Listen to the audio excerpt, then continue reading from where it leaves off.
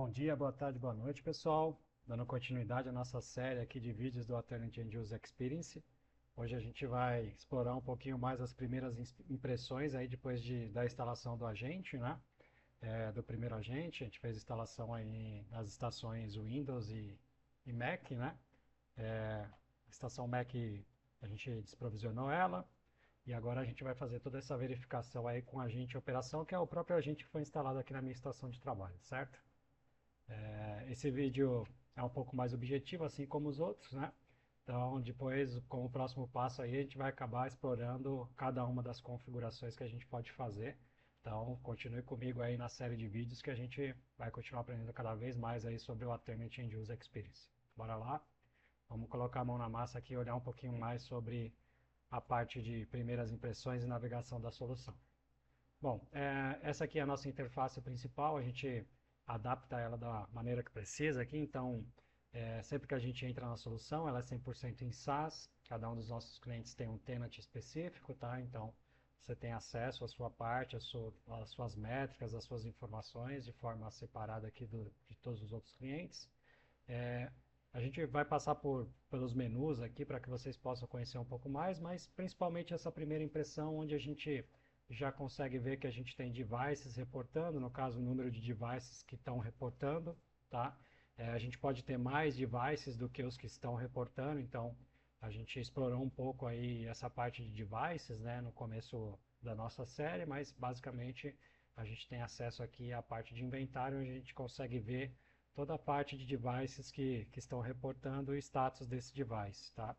Basicamente a gente tem as informações básicas do dispositivo aqui que está reportando, né? Como o nome, o tipo, o fabricante, né? A CPU que foi identificada pelo nosso agente, todas as informações básicas e principalmente a subnet onde esse usuário está, né?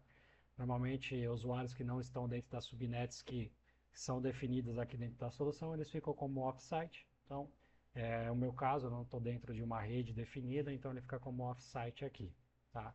Existem outros status que a gente vai explorar durante a série também, mas principalmente aqui a visualização de que existe uma máquina reportando e é o que a gente consegue ver aqui já entrando dentro da solução como o primeiro acesso. Aqui a gente pode definir o logo da empresa, então aqui eu defini um logo padrão nosso e esse logo ele fica como se fosse o home da solução. Eu posso acessar o home dela por aqui, ou também poderia acessar aqui pela essa casinha que a gente tem, que é o 7S Homepage, certo? Como nós não definimos uma homepage personalizada, por hora a gente acessa o home por aqui, tá? E aí ele sempre retorna a gente para a página principal da solução, tá? Essa página já é uma página pronta, que a Riverbed já traz com os 4 principais tópicos que a solução já traz por padrão como proposta para tentar dar uma visibilidade da experiência do usuário, né? Então a gente tem aqui a parte do Summary, que quer dizer, de forma resumida, as aplicações que estão em operação dentro desse ambiente monitorado. Então, se a gente tem um agente, 100 agentes, 1000 agentes, 100 mil agentes, como existem casos dentro da Riverbed, é uma visão geral das aplicações que estão em execução dentro desse ambiente monitorado com os agentes do Alternate, tá? Toda a parte de Device Health, que está relacionado à parte de problemas com as estações, então uma aplicação que crasha, um HD com problema, problemas de conectividade com Wi-Fi, né? A gente já tem uma visão geral de toda a empresa aqui também, tá? Toda a parte de boot, por padrão, hoje um dos temas mais discutidos é a questão de boot, né? O tempo de boot de uma estação, quanto tempo demorou para dar o boot, qual o sistema operacional que demora mais, né? E toda a questão de SLA de boot, né?